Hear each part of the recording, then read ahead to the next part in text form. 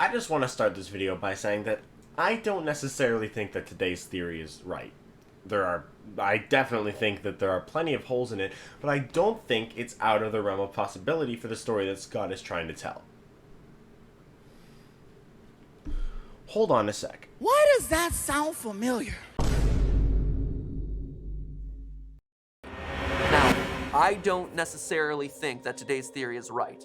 I definitely think that there are plenty of holes in it, but I also don't think it's out of the realm of possibility for the story that Scott is trying to tell. It's a theory that's worth chewing on. Oh, that's why. My last theory discussed an idea I had about the first story in the second Tales from the Pizza Box book. In that video, I mentioned that I actually had two different ideas about the story, and this video will be about the second.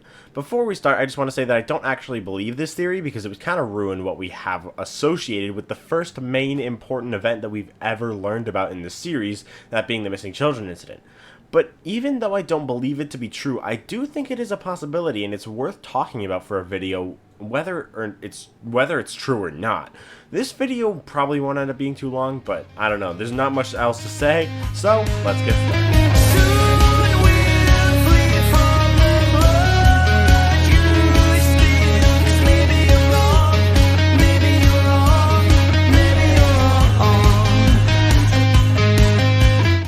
In another theory video, I discussed all the reasons why I personally don't believe Stitchline Games, and while I still really don't believe it to be true, one of my points may be discredited if this theory is true.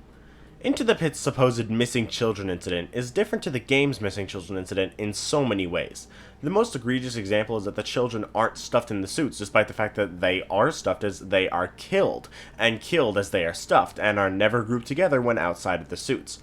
By the time Gabriel is stuffed, Susie and Jeremy already are, so they've never been grouped together, at least in the game's timeline. But other examples include the fact that this incident takes place in July in Into the Pit, despite being in June in the games. The fact that there are 6 kids in Into the Pit and only 5 in the game's missing children incident. The kids are in a party room rather than a safe room, and most importantly for this video, the fact that the kids are blatantly shown to just not be missing. You're the Band, a story taking place in the same universe as Into the Pit, also confirms this, saying that the dead children were lined up against the wall and that they were found that way, meaning the kids weren't missing. And let's be real, even if Into the Pit is a warped memory, why would these kinds of things be changed? And while everything else still directly prevents Stitchline Games from being true, or at least prevents the story from being consistent if Stitchline Games is true, what if the victims of the missing children incident weren't ever actually missing kids? What if the missing children incident was actually a lie? Now, I know what you're thinking, but the kids being found could actually make sense.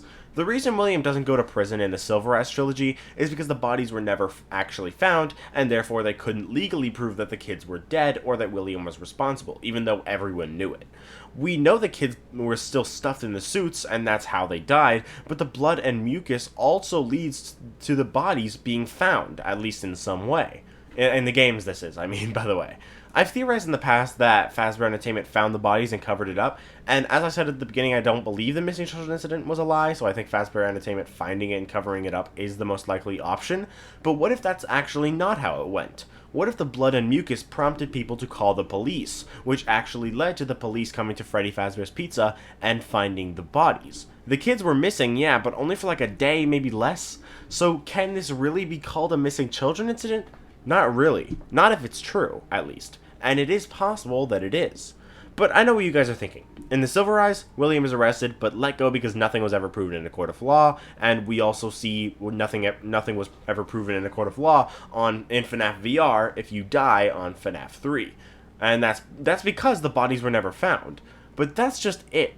In the FNAF 1 newspapers, it said that the suspect was convicted. But in the very same newspapers, it says that the bodies of the children were never found. How could the suspect be convicted if there were no bodies, when the Silver Eyes trilogy directly says that William couldn't be convicted because there were no bodies? So, what if these newspapers were directly trying to mislead us? In Help Wanted the game, it's revealed Fazbear Entertainment hired an indie game developer who made 3 games, and while we really didn't care enough to put it together at the time, FNAF VR itself confirms that those games were FNAF 1, 2, and 3. That means everything beyond that has to be a real event, but it's very clear that FNAF 1, 2, and 3 are indeed real events as well. But what if the hidden Easter eggs were deliberately trying to mislead us away from the truth? Brock Edwards, aka Eddie Brock, aka Venom, tells Steve to make horror games poking fun at the murders, and trying to convince people that it was all just a rumor and nothing actually happened. Steve had a feeling that the murders did in fact happen and that Fazbear Entertainment was just lying, but he still ends up making the horror games. In a lot of stories, whether Fazbear Fright, Tales from the Beatsplex, and even in the novel trilogy, there's oftentimes small details that are only mentioned once and then never again. These details often end up going somewhere, like now not in the story, but lore-wise overall. MatPat suggested the to and fro line from Frailty could mean Jessica was made from staff bot parts, and while I'm unsure of that, it certainly is possible, and I think the to and fro line does mean something. There's also the fact that Jessica speaks to her pendant as if it's a person, and since Remnant is usually a spirit inhabiting a metal, it could imply that the pendant was made from the remnant of someone she knew, maybe that Eleanor killed. In the new kid, Kelsey is said to look like Golden Freddy, hinting that he is a projection from a spirit inhabiting Golden Freddy. But in Help Wanted, the story that is, God, this is confusing. From now on, I'll refer to Help Wanted, the game, as just FNAF VR or VR, and the Tales story as just Help Wanted, alright? Cool. So, in Help Wanted, there's a scene where Steve is playing hide and seek with his kids, who don't really seem to get the concept of the game, but it took Steve a while to find his daughter. As he was searching for her, he interestingly gets an immense feeling of dread and starts worrying that he would never find his daughter. Then he thinks about how other parents whose children have gone missing and never found must feel. But he interestingly doesn't connect that thought with the Freddy's murders, almost as if those kids weren't missing. It's weird that such a random thing is called out, and honestly to me it feels a bit forced, like it's not natural. No one actually thinks this when playing hide and seek with their children. So, what if it's trying to tell us something? What if it's actively trying to tell us the truth about the murders? What if Steve was the one who came up with the story of the kids being missing, based on his own thoughts while playing hide and seek with his children? He turned the murder story into a missing children incident.